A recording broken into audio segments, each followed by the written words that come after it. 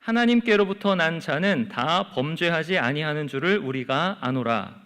하나님께로부터 나신 자가 그를 지키심에 악한 자가 그를 만지지도 못하느니라. 또 아는 것은 우리는 하나님께 속하였고 온 세상은 악한 자 안에 처한 것이며, 또 아는 것은 하나님의 아들이 이르러 우리에게 지각을 주사 우리로 참된 자를 알게 하신 것과, 또한 우리가 참된 자 곧 그의 아들 예수 그리스도 안에 있는 것이니 그는 참 하나님이시요 영생이시라. 자녀들아, 너희 자신을 지켜 우상에게서 멀리하라. 아멘. 이 시간 신자의 확신 세 번째, 보호하심의 확신이란 제목으로 이은수 목사님 말씀 전해주시겠습니다. 네, 오늘은 신자의 확신 세 번째, 보호하심의 확신이라는 제목으로 말씀을 전하겠습니다. 지난주에 어느 권사님이 제게 종이 한 장을 이렇게 주셨어요. 거기에 보니까 이제 이런 내용의 글이 적혀 있었습니다. 대학을 졸업하고 대학원에 진학하여 공부 많이 한 사람들이 받는 학위가 있죠. 석사, 박사 이런 학위입니다. 그런데 석사, 박사보다 더 높은 학위가 있다고 그래요. 무엇인지 아십니까? 밥사랍니다. 내가 먼저 따뜻한 한 끼 밥을 사는 마음, 즉 밥사가 석사, 박사보다 더 높다고 그래요. 그런데 밥사보다 더 높은 것이 있어요. 그게 뭘까요? 감사입니다. 항상 감사하고 사는 사람, 그 마음은 석사, 박사, 밥사보다 더 높습니다. 근데 감사보다 더 높은 것이 있어요. 뭘까요? 그것은 봉사입니다. 늘 자신을 희생해서 남을 섬기는 마음, 곧 봉사가 가장 높은 학위입니다. 하나가 더 적혀 있었어요. 공자, 맹자, 순자, 노자, 장자 등은 동양 철학에서 참 훌륭한 스승들인데요. 그런데 이들 공자, 맹자, 순자, 노자, 장자보다 더 훌륭한 스승이 있어요. 누굴까요? 바로 우자입니다. 그렇습니다. 웃음이 최고의 스승입니다. 그러니 좀 시기가 좀 힘든 시기이기는 하지만 우리 웃으면서 살 수 있기를 바랍니다.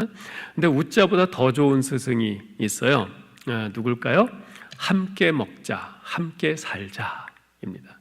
나 혼자 배불리 먹고 나 혼자 잘 살며 나 혼자 웃는 것이 아니라 다른 사람과 더불어 함께 먹고 함께 살면서 함께 웃는 것, 이것이 가장 좋은 스승인 거죠. 제가 이 글 내용을 쭉 읽으면서 몇 번 읽었어요. 그러면서 이 코로나19 시대를 살아가는 우리에게 정말 필요한 내용이다라는 생각이 들었습니다. 장기화되어가는 이 코로나19 상황에서 갈수록 팍팍하고 힘들어져가는 우리의 삶 속에 너도 나도 다른 사람들에 대해서 마음이 다치고 이기적이 되기 쉬운 바로 이때에 무엇보다도 우리가 놓치지 말고 붙들어야 할 것은 바로 나를 희생해서 남을 섬기는 마음, 곧 봉사요. 나 혼자 잘 먹고 잘 살면서 나 혼자 웃는 것이 아닌 다른 사람과 더불어 함께 먹고 함께 살면서 함께 웃는 거죠. 우리 기독교 정신이 바로 이런 것 아니겠어요? 그래서 우리 성도님들 오늘 아침에 서두에 드리는 이 말씀 좀 한번 좀 잘 곱씹으면서, 그렇지, 어려운 때지만 웃자, 감사하자, 나를 희생해서 섬기고 봉사하자. 그리고 나 혼자 잘 먹고 잘 살고 나 혼자 웃는 것이 아니라 함께 더불어 함께 먹고 함께 살고 함께 웃자. 이 마음을 마음속에 다시 한번 다짐했으면 좋겠습니다. 이제 오늘 요한일서 마지막 시간입니다. 사도 요한은 이 요한일서를 마치면서 우리가 그리스도인으로서 똑바로 바라보고 흔들림 없이 투벅투벅 걸어가야 할 방향에 대해서 말해줍니다. 그것은 바로 그를 향하여, 하나님을 향하여입니다. 특별히 사도 요한은 하나님을 향하여 우리 신자들이 가져야 할 세 가지 확신에 대해서 말씀하고 있는데요. 첫 번째는 구원의 확신이었고요. 두 번째는 지난주에 살펴본 기도 응답의 확신이었습니다. 마지막 세 번째 확신은 바로 오늘 살펴볼 보호하심의 확신입니다. 신자라면 누구나 죄 문제로 인해서 많은 갈등을 겪을 겁니다. 이렇게 하면 안 되는데 이 생각을 갖고 있으면서도 결국 안 된다고 여기는 그 길로 어느새 가고 있는 내 자신을 볼 때면 내가 정말 예수 믿는 사람 맞나? 이런 생각이 들면서 내 자신의 믿음에 대해 의심이 들기도 합니다. 분명 이웃을 사랑하고 싶은 마음도 있고 또 사랑해야겠다고 다짐했음에도 불구하고 나타나고 있는 것은 실제로 미움인 것을 보면 정말 내가 하나님의 사랑을 받은 사람이 맞나 하는 의구심마저 생기죠.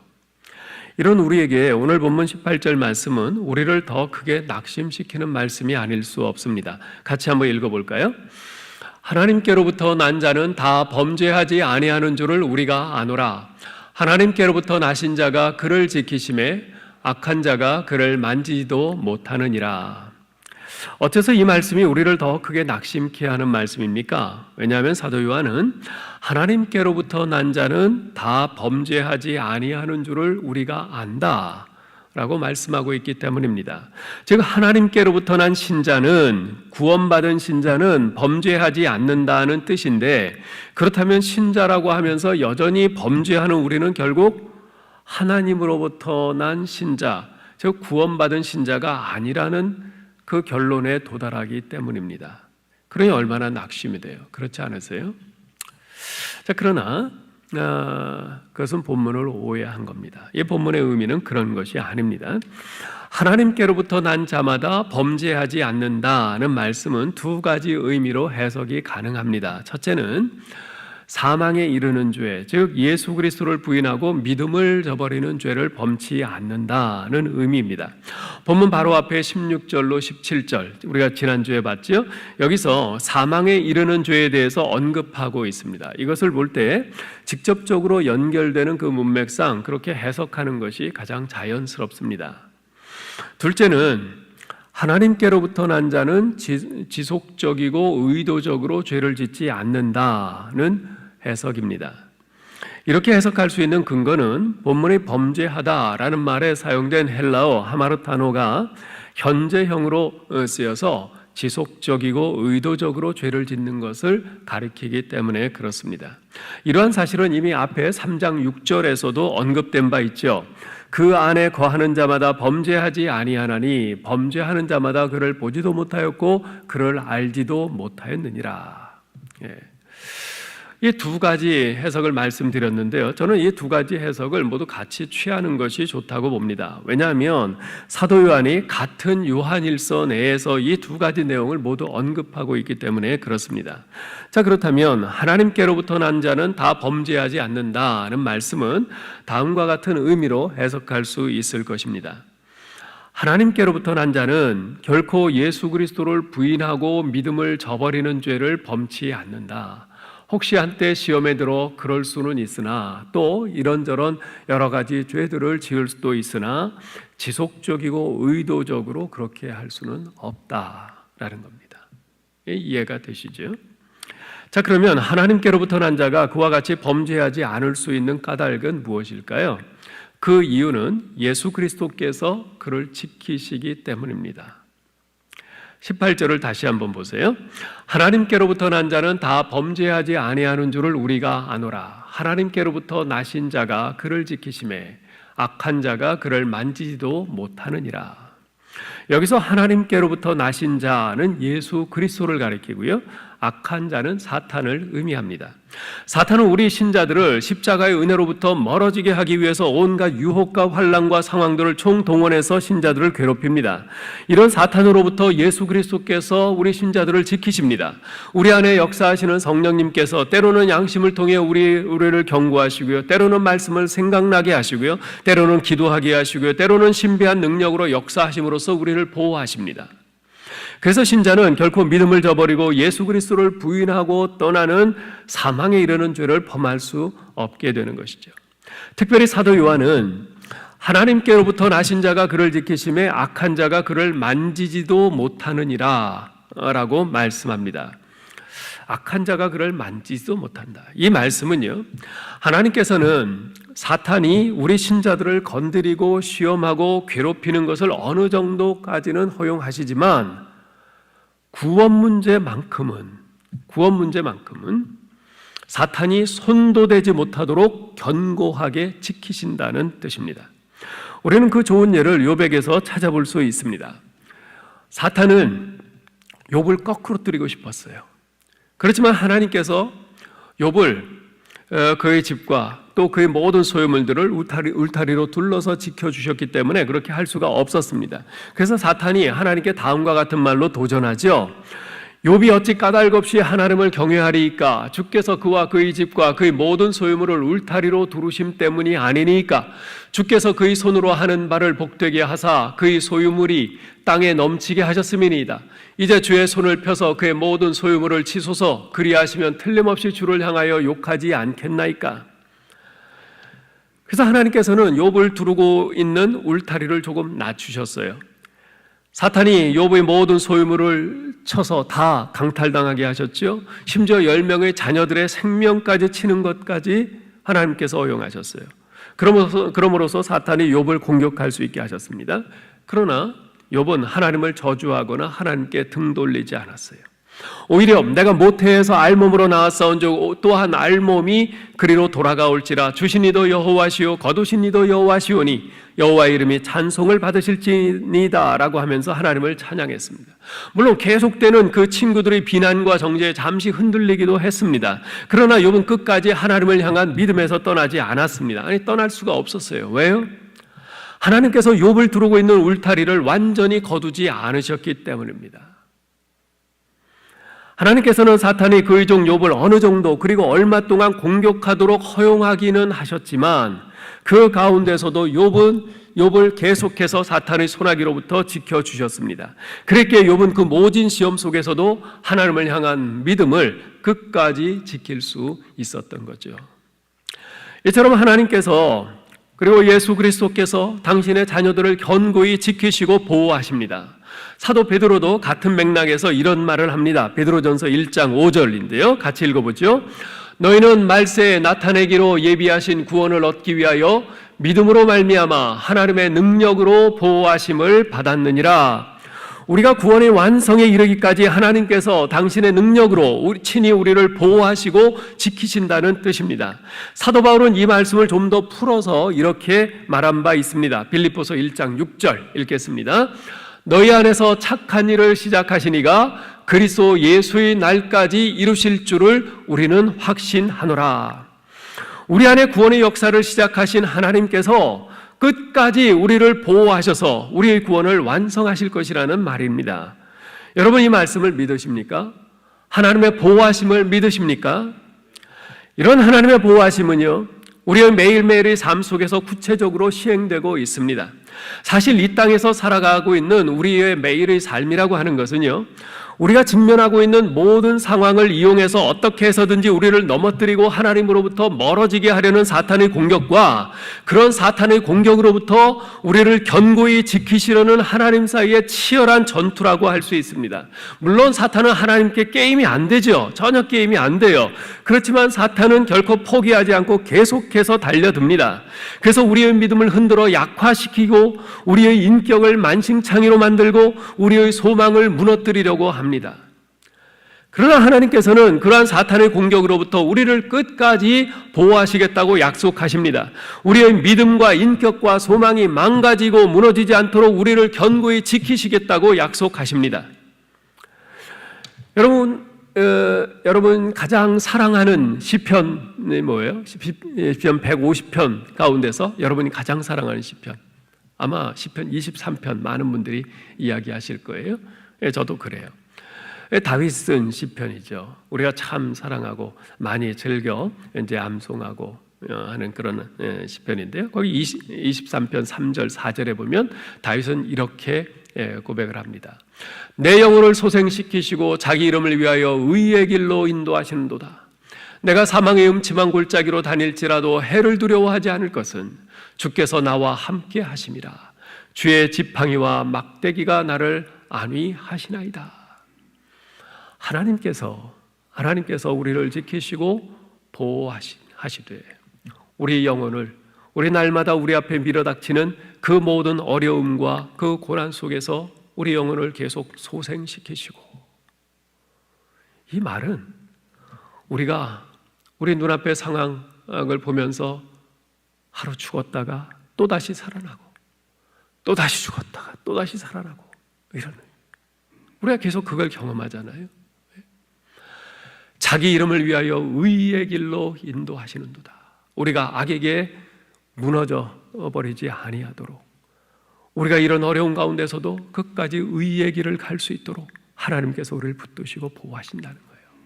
심지어 우리가 사망의, 죽음의 그 음침한 골짜기로 다닐지라도 주께서 나와 함께 하시고 주의 지팡이와 막대기로 나를 안위하시고 인도하신다는 겁니다. 여러분, 이 말씀을 믿으십니까? 하나님의 이 보호하심을 믿으시는가? 그 말입니다. 여러분이 하나님의 약속의 말씀을 믿음으로 붙들고 하나님을 신뢰하며 나아갈 때 하나님께서 여러분의 삶과 가정을 책임지시며 지켜 보호하신다는 분명한 확신을 가지고 있습니까?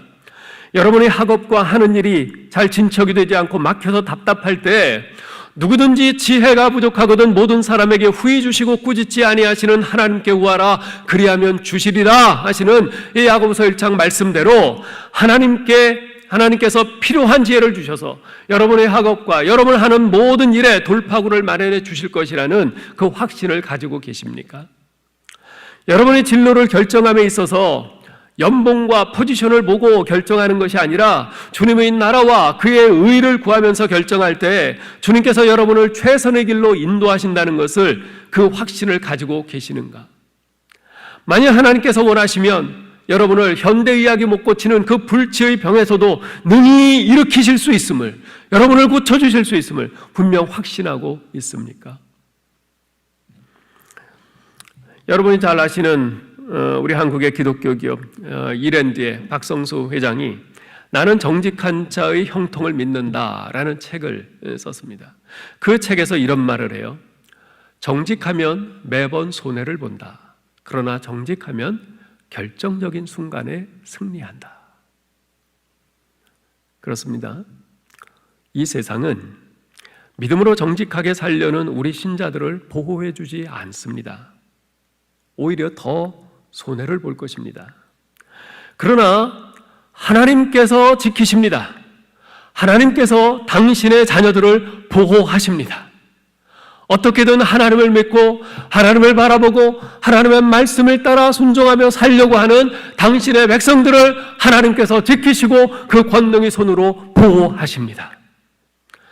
과거 하나님께서는 바벨론의 포로로 잡혀가는 이스라엘 백성들에게 이사야 선지자를 통해서 이런 약속을 주셨습니다.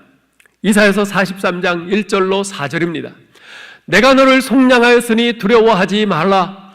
내가 너를 지명하여 불렀나니 너는 내 것이라. 네가 물 가운데로 지나갈 때에 내가 너와 함께 할 것이며 네가 강을 건널 때에도 물이 너를 침몰시키지 못할 것이다. 네가 불 속을 걸어가도 그을리지 않을 것이며 불꽃이 너를 태우지 못할 것이다. 내가 너를 보배롭고 존귀하게 여겨 너를 사랑하였으므로. 사랑하는 성도 여러분, 우리가 이 땅에 사는 동안 하나님께서는 우리 앞에 평탄한 길만이 펼쳐질 것이라고 약속하신 적은 결코 없습니다. 우리는 뜨거운 강물을 통과해야 하는 때가 있을 것입니다. 뜨거운 불 속을 걸어가야 하는 때도 있을 것입니다. 그러나 하나님께서는 분명히 약속하십니다. 네가 물 가운데로 지나갈 때에 내가 너와 함께 할 것이다. 네가 강을 건널 때에도 물이 너를 침몰시키지 못할 것이다. 네가 불 속을 걸어갈 때에도 불꽃이 너를 그르거나 태우지 못할 것이다.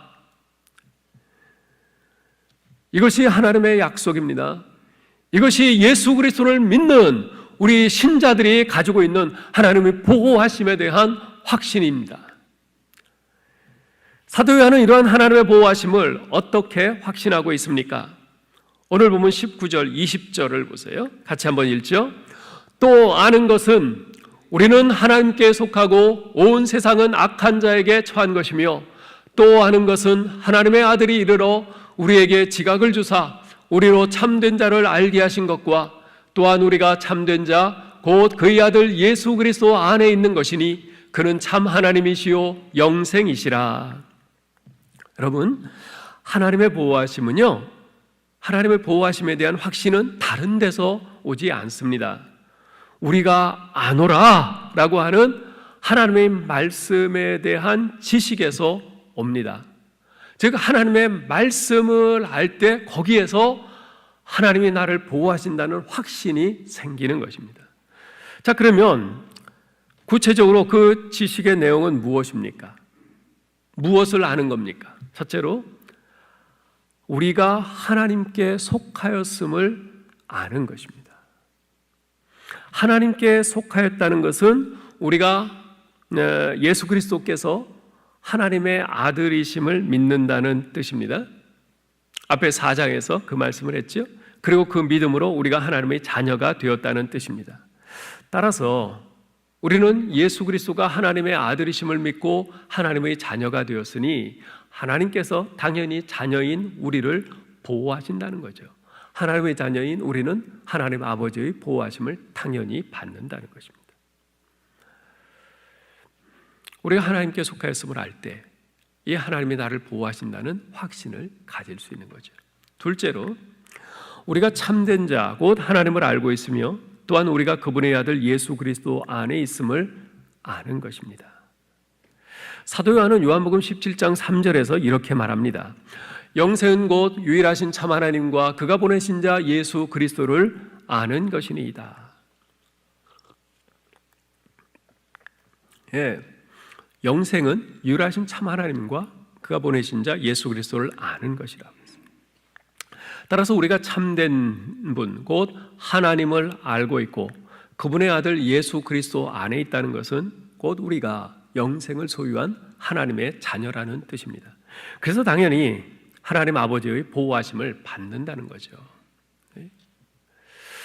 우리 하나님 참된 여호와 하나님을 알고 예수 그리스도, 그분의 아들이신 예수 그리스도 그 안에 내가 있다는 것을 알 때 나도 하나님의 자녀로서 하나님의 보호하심을 받고 있구나, 이 확신을 가질 수 있게 되는 것입니다. 한 청년이 심한 고난의 그 과정을 통과하고 있을 때 어느 날 밤에 아주 신기한 꿈을 꿨어요. 어느 해변가를 주님과 함께 걸어가고 있는데 이 모래사장 지나온 길을 뒤돌아보니까 거기에는 주님과 함께 손잡고 걸어가 4개의 발자국이 선명하게 새겨져 있었어요. 그 4개의 발자국을 보면서 이 청년은 너무나 흐뭇했어요. 너무나 안심이 됐어요. 그런데 갑자기 하늘이 어두컴컴해지고 거센 풍랑이 불어오고 폭풍과 몰아치면서 너무나 겁이 났어요. 주님이 보이질 않아요. 뒤를 돌아다 보니까 발자국이 2개밖에 보이지 않아요. 이 청년이 하늘을 보면서 막 부르짖습니다. 주님, 어찌하여 이렇게 내가 가장 무서울 때, 내가 가장 힘들 때 제 곁을 떠나십니까? 그런데 주님의 응답이 들려왔어요. 사랑하는 내 아들아, 내가 너를 떠난 것이 아니다. 네가 너무 힘들어하기에 내가 너를 내 등에 업고 간 거야. 네가 본 그 2개의 발자국은 너를 업고 간 내 발자국이다. 꿈에서 깨어난 청년은 새 힘을 얻어 내가 하나님의 보호하심 가운데 있구나, 하나님이 나를 둘러엎고 나를 보호하시며 이 고난을 통과하고 계시구나, 그 믿음을 가지고 그 고난을 잘 극복했다고 합니다. 지금 여러분 어떤 길을 지나가고 있습니까? 여러분이 지나가고 있는 길은 얼마나 힘들고 위험하고 고통스럽습니까? 우리가 신앙생활을 하다 보면요, 종종 이런 불평과 원망을 할 때가 있죠. 남들은 안 그런데 왜 나는 그렇지? 하나님은 날 버리셨나? 이런 생각, 이런 불평, 이런 원망을 할 때가 있습니다. 하지만 지금 내가 당하는 나의 고난, 그 자리에 하나님께서 나와 함께 하고 계심을 기억하시기 바랍니다. 주님이 나를 업고 가고 계심을 믿음의 눈으로 바라보실 수 있기를 바랍니다. 그리고 내가 당하는 이 고난의 이 미스터리를 지금은 내가 알 수 없지만 훗날 그 어느 때가 오면 정녕 그 고난, 그 눈물의 뜻을 알게 될 것입니다. 그때 그것이 그래서 그랬구나 하는 이 탄성과 감사가 절로 나올 것입니다. 요즘 우리 큐티 본문이 창세기의 끝부분 요셉 스토리입니다. 이 요셉 이야기는 읽으면 읽을수록 참으로 흥미진진해요. 그리고 참 많이 은혜가 됩니다. 그런데 잘 납득이 되지 않는 그런 부분도 있습니다. 39장 2절에 보면 여호와께서 요셉과 함께 하심으로 그가 형통한 자가 되어 라고 말하고 있는 이런 부분이에요. 선뜻 잘 이해가 되지 않는 말씀이에요. 다른 사람도 아니고 자기 친형들의 손에 의해서 애굽의 노예로 팔려갔어요. 그런데 형통이라니요, 하나님이 함께 하셔서 요셉이 노예로 팔려갔다는 말입니까? 그뿐이 아니죠. 요셉은 시위대장 보디발 장군의 집에서 아주 성실히 충성스럽게 일을 해서 그 집이 여호와 하나님의 복을 받게 됐습니다. 그렇다면 요셉은 보디발로부터 상을 받아야지요. 그런데 보디발 아내에게 모함을 받아서 왕의 궁정에 있는 감옥에 갇히게 됩니다. 노예가 된 것도 부족해서 죄수까지 된 것이에요. 삶이 꼬여도 그렇게 꼬일 수가 없죠. 그런데 그러한 요셉의 삶에 대해 성경은 또다시 이렇게 기록합니다. 39장 23절에 보면 이는 여호와께서 요셉과 함께 하심이라. 여호와께서 그를 범사에 형통하게 하셨더라. 요셉이 모함을 받아서 억울하게 감옥에 갇혔는데 이는 여호와께서 요셉과 함께 하심이라. 여호와께서 그를 범사에 형통하게 하셨더라 라고 그래요. 갈수록 그의 삶은 더욱 꼬여만 가고 점점 더 밑바닥으로 내려만 가는데 형통이라고 하세요. 그것도 그냥 형통이 아니라 범사의 형통이라고 하세요. 여러분, 이것이 형통이면 여러분 그 형통 받고 싶으세요? 아마도 믿지 않는 사람에게 이 이야기를 들려주면 그게 무슨 정신 나간 소리냐며 버럭 소리 지르거나 비웃을 것입니다. 정말 상식적으로 말이 안 되는 소리죠. 그런데 여러분, 우리는 요셉의 일생을 처음부터 끝까지 다 알고 있습니다. 요셉이 고난당한 그 시점만 끊어서 생각하면 여호와께서 요셉과 함께 하심으로 형통한 자가 되었다는 말씀은 전혀 말이 되지 않는 말씀입니다. 그러나 요셉의 일생을 다 알고 있는 입장에서 다시 생각해 보면 그 말씀이 틀린 말씀이 아니라는 것을 알 수 있죠. 그 당시만 끊어서 생각하면, 그 부분만 생각하면 그 말씀이 정신 나간 말씀인데 요셉의 일생 전체를 통시적으로 생각하면 그 말씀은 기가 막히게 맞는 말씀입니다. 요셉은 정말 형통한 자가 되었어요. 그리고 요셉이 당한 모든 힘든 일, 어려운 일, 그 억울한 일은 그 형통을 위한 포석과도 같은 것이었습니다. 요셉이 그냥 채색 옷을 입고 가나안 땅 아버지 집에 그냥 있었다면 애굽의 총리가 되지 못했을 겁니다. 그리고 아마 7년 대흉년 때 굶어 죽었을지도 모르죠. 당신은 이해할 수 없었지만 형들에 의해서 애굽으로 팔려갔기 때문에 시위대장인 보디발 장군의 집에서 일할 수 있었습니다. 그리고 그 당시에는 억울했지만 보디발 장군 아내에게 모함을 받아서 감옥에 갇혔는데 어느 감옥에 갇혔어요? 이 보디발 장군이 왕의 최측근인 시위대장이에요. 그래서 감옥도 하필이면 왕의 그 감옥에 갇혔어요. 왕궁에 있는 왕의 감옥에 갇혔어요. 그랬기 때문에 거기에서 왕의 측근들, 죄 지은 사람들이 갇히는 그 감옥에서 왕의 술 맡은 관원장을 만날 수 있었고, 술 맡은 관원장을 만났기 때문에 바로 왕이 꿈꾸고 그것을 해몽하지 못해서 애를 쓸 때 왕을 만나서 그 꿈을 해몽해 주게 되었던 거죠. 결국 그것이 계기가 되어서 애굽의 총리가 되었고요. 또한 그것을 통해서 자신과 가족과 민족을 구할 수 있었던 것 아니겠습니까? 그렇게 볼 때 요셉이 애굽의 노예로 팔려간 것도, 옥에 갇혀 억울한 옥살이를 하게 된 것도 다 요셉을 향한 하나님의 보호하심의 과정이었음을 깨닫게 됩니다. 저는 바둑을 거의 둘 줄 모릅니다. 기초적인 행마 몇 가지만 겨우 알고 있을 뿐입니다. 굳이 급수를 따지자면 최하급이 18급쯤 되겠죠. 그래서 가끔 TV에서 프로 기사들의 그 대국하는 장면을 보면 왜 돌을 저기에 두나 전혀 이해가 되지 않아요. 그런데 나중에 해설을 들으면 그래서 저기에 둔 거구나, 그때서야 이해가 됩니다. 저 같은 초보자는 당장 눈앞에 전투에만 신경을 씁니다. 그래서 어떻게든 상대방 바둑돌을 하나라도 더 따먹으려고 합니다. 그게 초보자예요. 그러나 최고수인 구단은 앞을 내다봐요. 몇 수 아니 몇십 수 앞을 내다보고 미래의 전투를 위해서 미리 포석을 깔아놔요. 미리 그 자리를 선점하고 바둑돌을 두는 거죠. 그런데 저 같은 생초보가 그 최고수인 구단이 바둑돌을 놓는 거 봐. 왜 돌을 줬다나? 저거 잘못 놓은 거 아니야? 바보 아니야? 이렇게 말한다면 이건 참 웃기는 얘기죠. 그죠? 우리 인생도 바둑과 비슷합니다. 하나님께서는요, 최고수인 하나님의 수로 우리 인생에 바둑을 두십니다.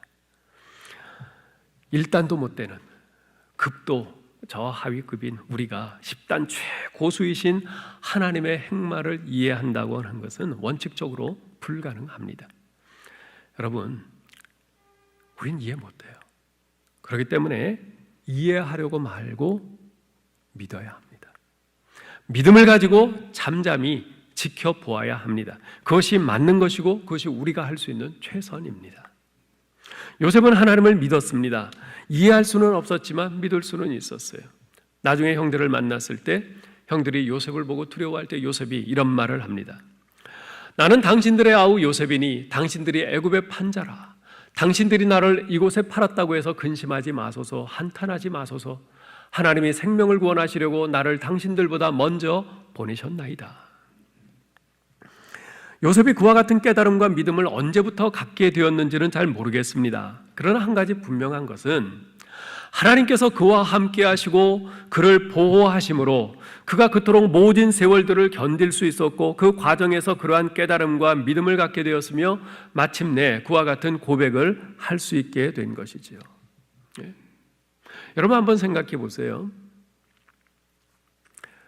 그 요셉을 형들이 구덩이에 처음 가두었을 때 처음에 죽이자고 그랬어요. 요셉을 죽이자는 거에 모두 동의했어요. 그런데 갑자기 유다가 마음이 바뀌었어요. 그래서 팔자. 차라리 죽이지 말고 팔아버리자. 팔았어요.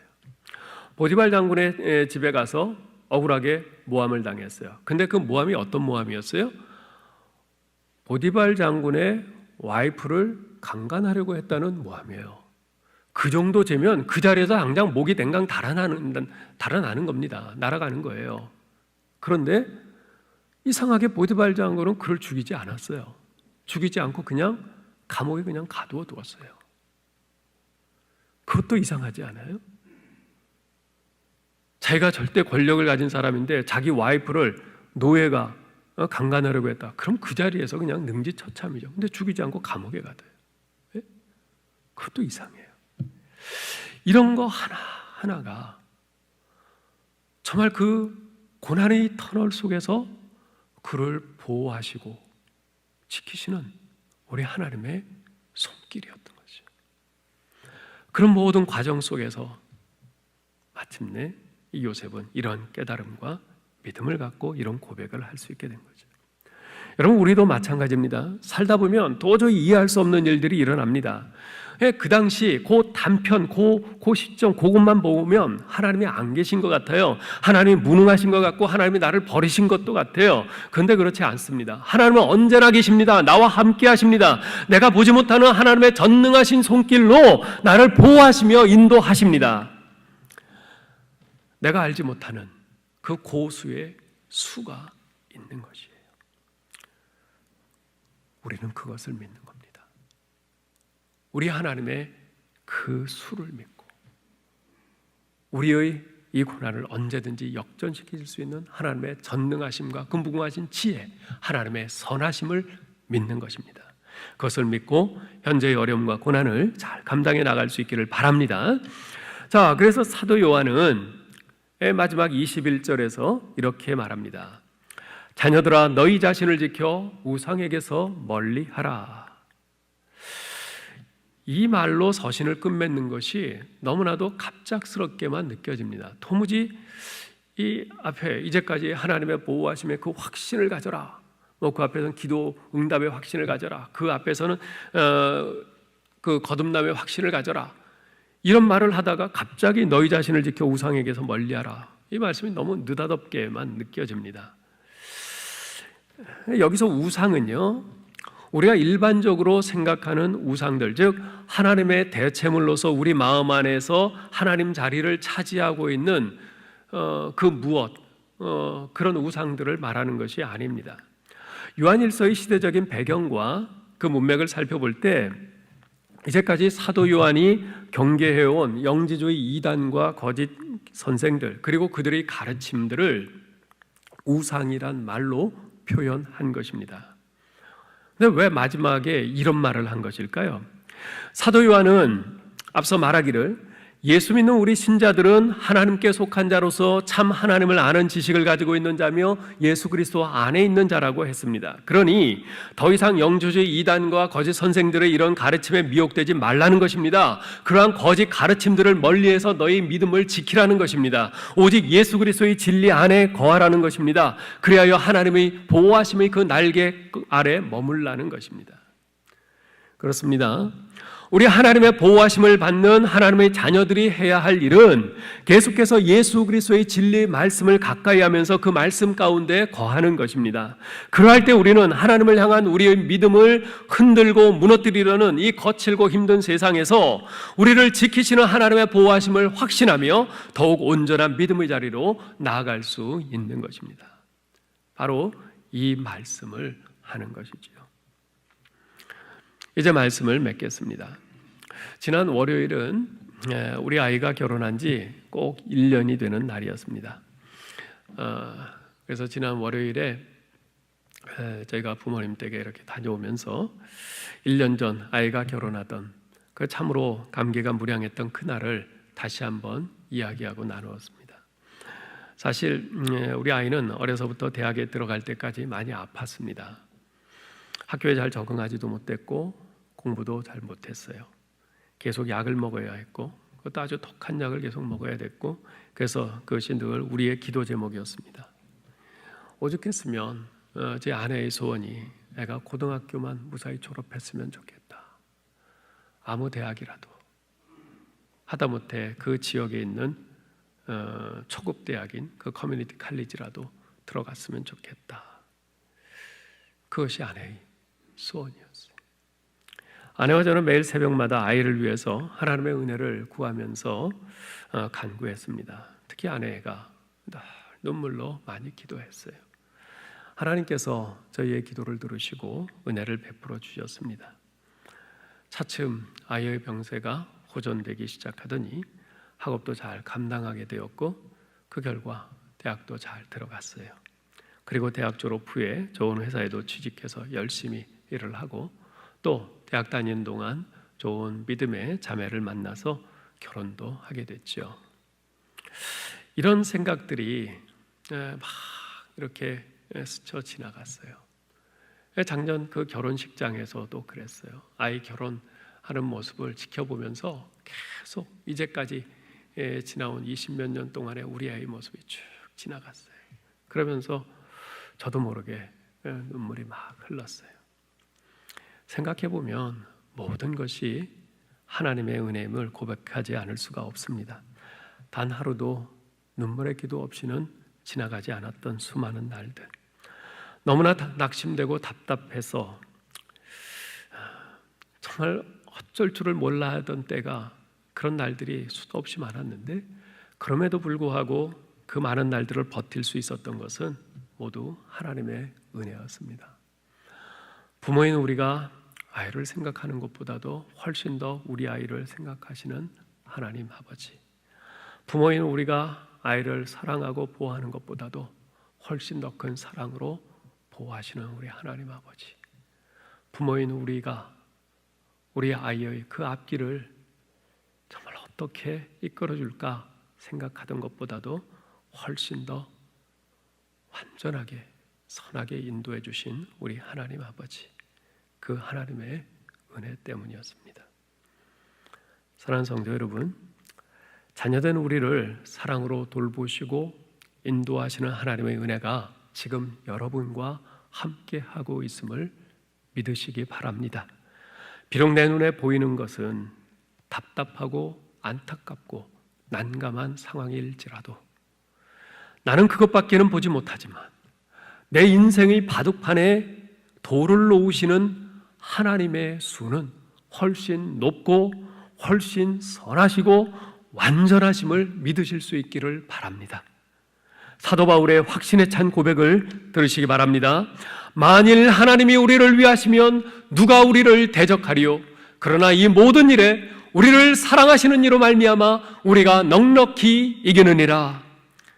아무쪼록 오늘도 우리를 삼키려고 쉼없이 밀려오는 이 세상의 거친 파도 앞에서 두려워하거나 절망하지 말고 이 믿음, 하나님의 보호하심의 확신을 가지고 넉넉히 감당하며 승리하는 저와 여러분 될 수 있기를 주님의 이름으로 축원합니다. 기도하겠습니다. 하나님 아버지, 은혜를 감사합니다. 하나님, 가뜩이나 만만치 않은 이 세상살이인데 코로나19로 인해서 앞이 보이지 않고 더더욱 우리의 어깨를 짓누르는 이런저런 무거운 짐들 때문에 어찌할 바를 모르고 그저 하루하루를 버티고 있는 저희들입니다. 이렇듯 캄캄하고 무섭고 난감한 또 답답한 상황이지만 하나님께서 저희들을 붙드시고 저희들을 안으시고 저희들을 등에 업으시고 하루하루 저희를 보호하시며 인도해 주시니 감사 또 감사합니다. 하나님의 그 은혜 때문에 지난 일주일도 살 수 있었고 오늘 이렇게 우리 하나님 앞에 예배드릴 수 있음을 진심으로 감사드립니다. 하나님 아버지, 우리의 앞길 우리는 단 한 치 앞도 내다보지 못합니다. 하나님, 내일이 어찌 될지 모르고 일주일 후가 어찌 될지 모르고 한 달 후, 1년 후가 어찌 될지 모릅니다. 그렇기 때문에 더더욱 무섭고 두렵습니다. 그러나 그 모든 무서움과 두려움을 떨칠 수 있는 것은 우리를 사랑하시는 하나님 아버지가 우리에게 계시기 때문이며 그 하나님께서 우리를 보호하시겠다고 하시는 하나님의 그 신실한 약속이 있기 때문임을 믿습니다. 아버지 하나님, 이제까지 수많은 우리의 믿음의 선진들에게 그 약속대로 신실하게 행해 오셨듯이 또 이제까지 우리의 삶 속에서도 하나님께서 그와 같이 우리를 붙드시고 안으시고 업으시면서 이 자리까지 오신 것처럼 앞으로 우리의 남은 인생도 그렇게 하실 줄 믿습니다. 하나님께서 그렇게 우리를 둘러 안으시고 업으시고 보호하시고 지키실 줄 믿습니다. 이 세상에 우리를 삼키려고 달려오는 넘실거리는 그 세상의 파도가 아무리 거세고 높을지라도 아버지여 그것을 능히 막으시며 그것을 파하시고 우리를 안으시고 함께 하시며 우리를 형통케 하시는 우리 하나님의 보호하심이 더 크신 줄 믿습니다. 우리 하나님의 전능하심을 믿습니다. 우리 하나님의 신실하심을 믿습니다. 아버지 하나님, 우리 사랑하는 모든 성도들 아버지여 우리 앞을 막아서는 그 삶의 상황이 힘들고 어렵고 괴로울지라도 이 하나님의 보호하심을 확신하면서 오늘도 믿음으로 그 앞의 파도를 돌파하고 나갈 수 있도록 은혜와 믿음을 더하여 주시옵소서. 하나님, 우리 사랑하는 성도들 가운데 이런저런 질병으로 고통 가운데 하나님의 자비하심과 긍휼을 바라는 성도들이 있습니다. 경제적인 어려움 가운데 지치고 쓰러져 있는 우리 형제 자매들도 있습니다.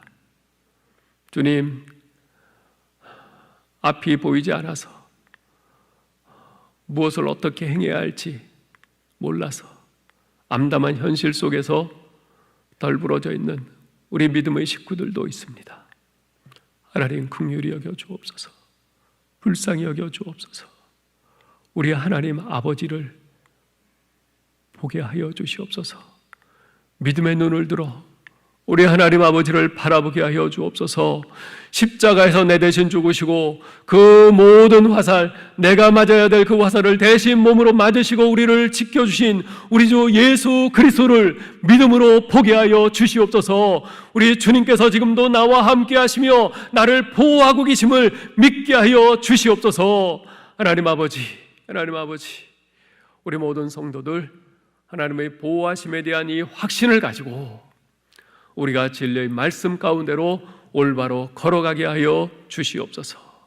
아무리 달콤한 말로 우리를 속이는 그 거짓된 가르침들이 여기저기서 우리의 귀를 간지르고 들려온다 할지라도 그런 것에 귀 막고 멀리하며 오히려 진리의 말씀만 붙잡고 그 말씀 위에 굳게 서서 걸어가는, 그래서 우리 주님 걸어가신 길을 똑바로 따라가는 우리 모두 되게 하여 주옵소서.